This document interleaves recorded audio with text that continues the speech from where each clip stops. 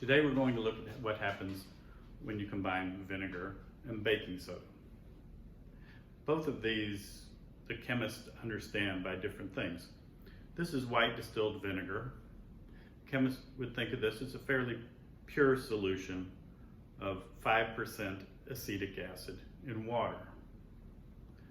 Baking soda, a chemist would think of as sodium bicarbonate, or more accurately by today's nomenclature, sodium hydrogen carbonate. So let's see what happens when these two are combined. I'll pour a carefully measured amount of vinegar into this beaker. And we'll take a carefully measured amount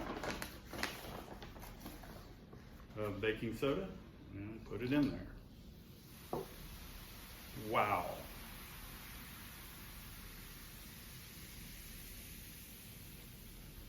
This is why I became a chemist.